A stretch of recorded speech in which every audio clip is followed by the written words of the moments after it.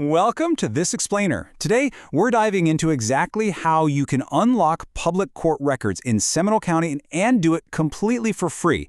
Whether you're doing a little genealogical digging, keeping tabs on a local legal proceeding, or just doing some personal background research, getting your hands on these records is actually incredibly easy. Even complete beginners can get fantastic results.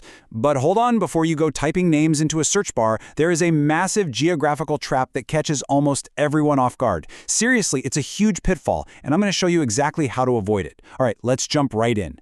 Here is our agenda for today. We'll start with number 1, the jurisdictional trap. Then, preparing for your search. Step-by-step search process. Advanced tips and filters. Troubleshooting and alternatives. And finally, best practices. Section 1. The jurisdictional trap. So, before you search for a single document, you have to clear one absolutely crucial hurdle. Which Seminole County are you actually looking for? You see, this name is a massive geographical homonym. There isn't just one. Yep, there are actually 3 entirely distinct judicial territories in the U.S. named Seminole County. You've got Seminole County in Florida, Georgia, and Oklahoma. You know, a really common mistake people make is assuming there's just one big, centralized national database for this stuff. There absolutely isn't. Accessing court dockets means you're navigating totally distinct state statutes and county-specific platforms. Choosing the wrong state literally means you're searching a completely different database. So, nailing down your target's exact location is step number 1, for sure. Section 2, preparing for your search. All right, so now that we know where we're searching, who actually holds the keys to all this information? Well, answer the clerk of court. The clerk is the ultimate official government gatekeeper of the exact records you're trying to find. Across all 3 of these states, open records laws dictate that court dockets are public records, and it's literally the clerk's job to provide you access to these civil, criminal, and property files. They run the dedicated portals we'll be using today. Now, when you land on these official sites, you're probably going to see options to log in or register. Don't let that freak you out. Encountering a login screen can kind of scare beginners away from public records, but here's the secret. For the vast majority of your searches, standard guest access is plenty. It gives you free, immediate access to docket indexes, hearing dates, and basic case statuses. That registered access option, that usually involves a complex, formal agreement specifically for law firms, government agencies, or commercial buyers who need to view confidential filings. As an everyday user, you can just breeze right past all of that and start searching. Section 3. Step-by-step search process. Okay, let's say your search takes you to Florida. The process here is highly structured, but honestly, it's a breeze. First, you'll go to courtrecords.seminoleclerk.org. Step 2 is vital. You have to select your specific search class. Civil and family cases are processed totally differently than criminal cases or traffic tickets, so you have to pick the right lane. Finally, type in your search criteria, like a name or a local case number. And a quick tip here, fill in as much info as you possibly can. The more specific you are, the better your results are going to be. Now, if you're looking into Seminole County, Georgia, things shift just a little bit. Civil filings over there are handled through a specific electronic portal called Peach Court. Now, while actual practicing attorneys have to e-file there, everyday folks can just navigate to peachcourt.com and register for a completely free basic subscription account. That's going to let you search across multiple integrated Georgia counties at once and check out hearing schedules without spending a dime. And for Seminole County, Oklahoma, you'll want to head over to either odcr.com, that's On-Demand Court Records, or oscn.net. The absolute most important thing to remember here is to use that county drop-down menu and filter it strictly to Seminole OK.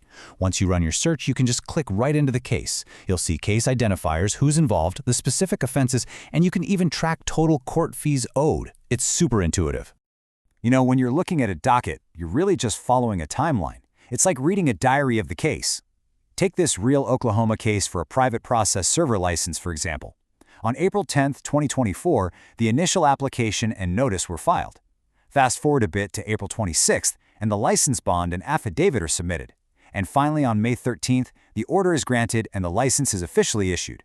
Once you realize you're just looking at a chronological timeline, reading these dockets becomes a piece of cake. Section 4. Advanced tips and filters. Let's level up a bit. If you're digging into Florida's records, knowing the exact direct access portal for your record type is a total game changer. Civil and family cases, those are at the /civil directory. Criminal and traffic histories /criminal. But wait, what if you need property deeds, mortgages, liens, or marriage records? You'll actually want to bypass that mini court portal entirely and head straight to recording.seminolclerk.org. And if you're researching active online auctions for tax deeds, that's over at seminole.realtaxdeed.com. Knowing exactly where to look cuts through the digital noise and saves you so much time. And I really want to emphasize this number right here, $0.00.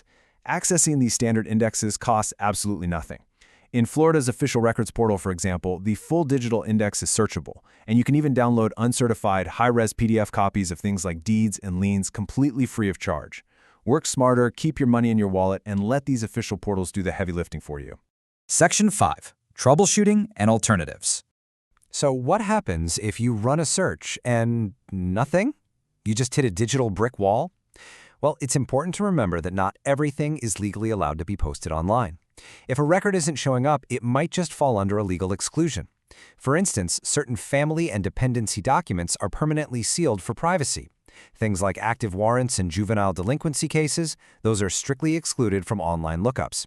Sometimes the issue is just technological, like Florida tax deed sales from before January 2025. Those are hard copy only.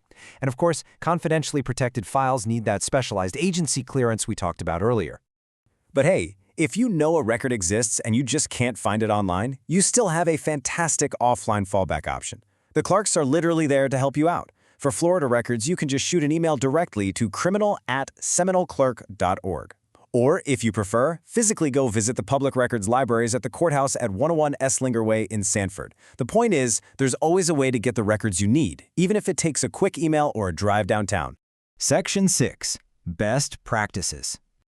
Before you start your own investigations, we need to talk about third-party aggregate sites. Search engines love pushing these to the top of your results, and they kind of mimic official government portals, but they often slap you with hidden fees or force you into subscriptions. Take a look at this real quote pulled directly from the footer of SeminoleCountyCourt.org. It literally says it is a privately owned website that is not owned or operated by any state government agency. Basically, they scrape government records and charge you for access. Always make sure you're on an official .gov or clerk website so you aren't paying for information that is already freely available to you. And speaking of best practices, here is our own professional disclaimer. This explainer is just a general educational guide to help you navigate these digital systems. It does not constitute legal advice. If you have specific legal inquiries, concerns related to court records, or you're prepping for actual legal proceedings, please always consult a qualified legal professional.